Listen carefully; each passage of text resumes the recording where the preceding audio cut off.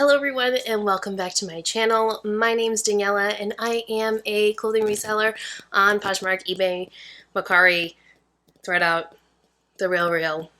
I just sell clothes online.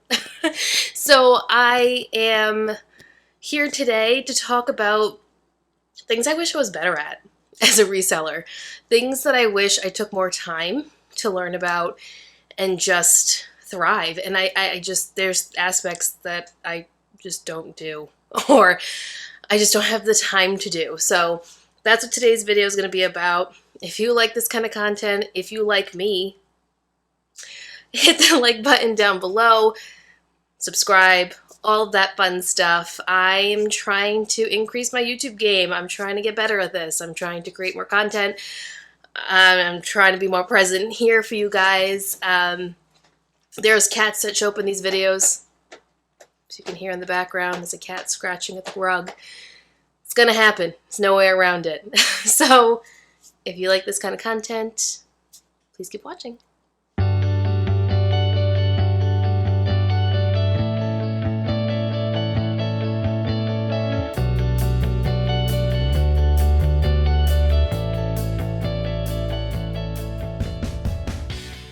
Alright, so let's talk about some things I wish I was better at. And there's a lot, but I'm gonna narrow it down to like the top 3 things I wish I was better at. The first thing is I wish I was better at tracking my inventory. This is something that I always struggled with, and I continue to struggle with. I'm better at it, but I'm still not 100% there. I think a lot of it is because I work a full-time job outside the home, that I like the shopping, I like to get all the inventory, I like to list it, I like to get it out there, I like shipping it. I don't like tracking it, and I think it's just there's so many steps involved that I don't have time for. I can make time. Like, I'm making excuses, basically. I need to get better at it.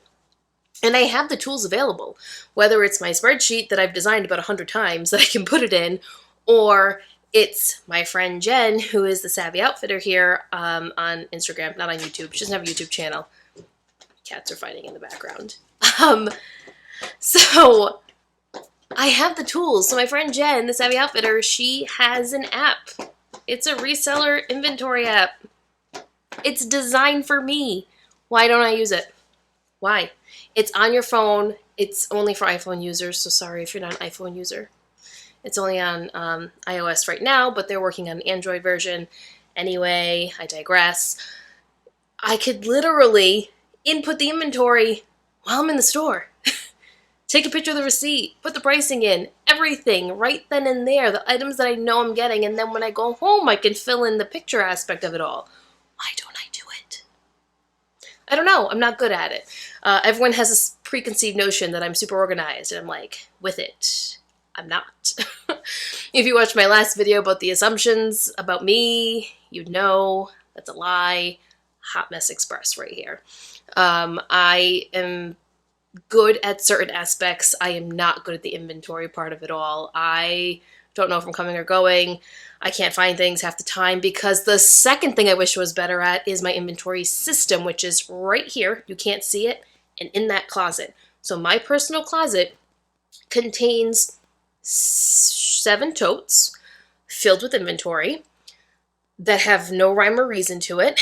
And then I have about 8 totes stacked right here and 2 more right there. You can kind of see them filled with inventory. There is no rhyme or reason to it. There's no system. They are categorized by like item. So all jeans are together, kind of. All sweaters are together, maybe. The other thing too is I can't really help that right now as I'm in a 1-bedroom apartment until we buy a house. So I can't have an inventory system that I'd like. Again, another excuse. I could create an inventory system that works. It may not be perfect and it may not be what I really want, but I could create one. I just don't. Whatever. I'm bad at it.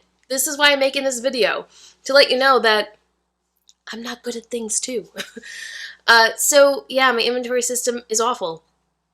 I don't even know how to go about fixing it to make it work for the space that I'm in. I feel like it's taking over the apartment. I'm at the point where my business has grown so much. The inventory has grown so much. And I do send things off to the Real and Right Up, but it's still not enough. There is a part of me that's thinking, well, I can take some of this inventory out and put it into my parents' basement, which is where all of our house stuff is right now until we purchase a home. So I could just go down there, but then that's added steps for me where I have to, after work or in the morning before I go to work, go there, get the stuff, package it up there. Basically, my entire system would then be run out of my parents' basement, which I guess I could do. It's just inconvenient. At the end of the day, that's really what it is. It's inconvenient. Yeah. I don't know. I don't know what the solution is. If you have a solution for me or an idea, leave it down below. I'm open to suggestions. Maybe you live in a small space and you've figured it out. By all means, share it with me. Don't make me reinvent the wheel. Share. And I will gladly take whatever advice you have and try to make it work for me. So those are my big two things. Lack of inventory spreadsheet, knowing what I have, what I don't have, and the second thing being my inventory is just everywhere with no system. The cats are very distracting. I have one up here and one down here, and one's playing with the shadows from the sun, and the other one is staring at him, ready to pounce. Don't be surprised if a cat comes flying across the screen, because it might happen. So the next thing that I wish I was better at or spent more time doing is I wish I relisted more. So I've fallen into the trap of listing new items, and this was not me before the pandemic. I have fallen into the trap of just listing new and not relisting old. And now the copy feature on Poshmark basically is null and void for me because the item has to be listed for at least 60 days before you can relist it and it show up in Just In. I have to go back to relisting like I was before, which isn't really a big deal. Once again, this is me making excuses. What I need to do every week is to pull my inventory report on Poshmark, see what's been listed for however long it's been listed for, 60 plus days, or I can do it on my dashboard with Sarah Styles. Same thing. She has an awesome dashboard with all different types of analytics. I can pop my inventory report in my inventory dashboard and see what's been listed for 40, 50, 60 days, and then just relist it on the weekend. And don't go sourcing and don't list new things. Just relist the old stuff. Or if it's not moving and it's already been relisted numerous times, then I just need to pull it. I just need to pull it and send it off. I think part of me of not wanting to send things right now is because I don't know what's going to happen in this fall and winter. And I know a lot of us are in the same boat. Are we going to shut back down? Are stores going to close again? I don't know. Cases keep rising. What am I supposed to do? Do I keep buying? Do I wait? Should I hold on to my money? Should I spend it? Do I keep growing my business or do I stop? These are the questions I have going on in my head.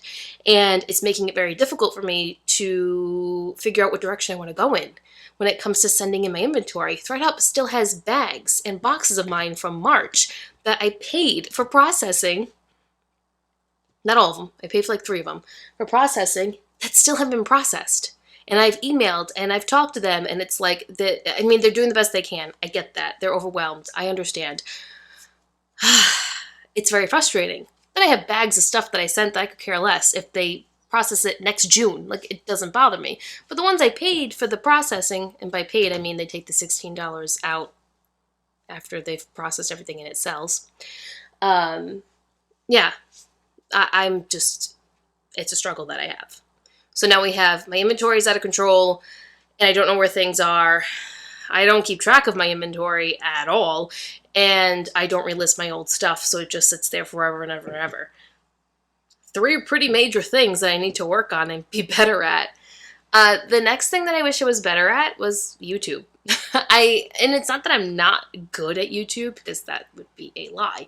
I could easily do this. I did it before when I worked in a marketing firm. All we did was insurance agency marketing on YouTube and Canva and Instagram and LinkedIn and all these different things. That's what I did. I know all the things I need to do. It's finding the motivation to do it. That's really what it is. It's not something that I think entices me at the moment because I'm nowhere near close to being monetized. If I have 700 watch hours, that's a lot. I'm slowly growing my subscribers, and I'm not like in a rush to be monetized. That's not it. But the incentive to get there should be enough to push me, and it's just not. And I think I haven't found my rhythm in what it is I really want to create. So this is kind of helping me along that process, I guess, is figuring out what I want to create and how I want to create it and when I want to create it and how I want to do it and all those little steps in between. So I struggle with it, and it's something I want to be better at. I want to give you guys more content. I'm a very real individual. I don't really follow the mold and the trends of what everyone else is doing. I stay authentic to who I am. So no, I'm not going to give you hauls all the time. And no, I'm not going to sing the praises of every platform that I may sell on, but I will keep it real, and I will tell you the things that I'm struggling with or the things that I'm thriving with, or come on here and just do little lessons of different things that I think I have a good handle on and I'd like to share with all of you. So that's my perspective on YouTube, and yeah, eventually we'll get to a place where I know what I'm doing, but we'll get there eventually. And then the last thing that I really need to get better at and not focus so much time on, and it's stop comparing myself to everyone else that's a full-time reseller. Like, I need to just take a step back and realize that so many of my friends that are resellers are full-time, and their business is just in a different place, or they've started different ventures before me, and they're better at it than I am. And that's fine. That's great. That's why I love watching them. That's why I love listening to them. That's why I talk to them. That's why we're friends. They inspire me. They motivate me. But the Capricorn in me is always in competition with everyone, but not really. Like, it's an internal competition with myself of, okay, if this person can do it and they're doing it this well, why aren't you? Like, get with the program, Daniela. You're not good enough. And that's just how my brain works.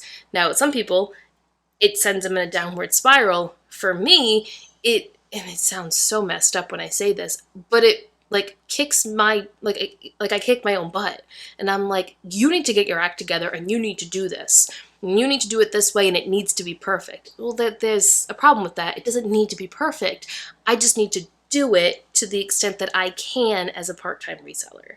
And you know what? I need to stop saying part-time reseller. This is another thing I need to stop doing. I am not a part-time reseller. I am just a clothing reseller who works basically 2 full-time jobs. I am not part-time. By no means am I part-time. Not even close. I am 100% a full-time reseller. I just work a full-time job outside the home, so I'm crazy, basically, is what it comes down to, is that I'm crazy.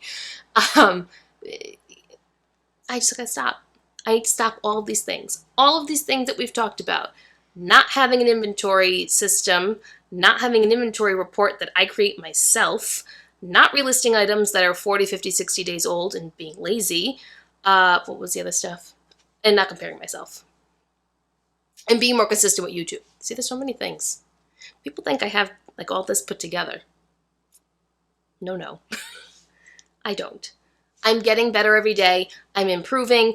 Me coming on here and committing to all this stuff is going to motivate me to start working on all this stuff, and maybe it'll motivate you to start working on things, or maybe you can relate to me and you struggle with the same things. If you are, let's have a conversation in the comments about it, because I'm sure so many people can relate or have similar problems. Yeah, so instead of me babbling on and on for like another 20 minutes on here, I'm gonna finish this video. We're gonna wrap it up. And I'm going to go. I have so much stuff I need to clean up, inventory, all that fun stuff. I need to focus on that. And then I am going to sit down and I'm going to pull my inventory report and I'm going to relist 10 items tonight. I'm going to start right now after this video. I'm going to list 10 items, relist 10 items, and I'm going to start brainstorming different ways for me to improve my inventory system. That's what we're going to do. All right, guys. I hope this is somewhat helpful. This is just the real me. So there's no facade of any sort. This is me. These are the conversations we're going to have. If you like this kind of content, hit the subscribe button down below. I upload typically once a week. We might be moving to twice a week. I typically have a reseller hangout every Wednesday at 6 p.m. Eastern Standard Time.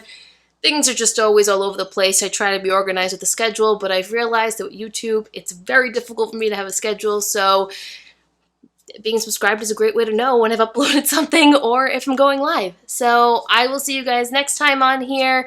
Hope you are all healthy and doing well and your families are healthy. And let's do this. Bye.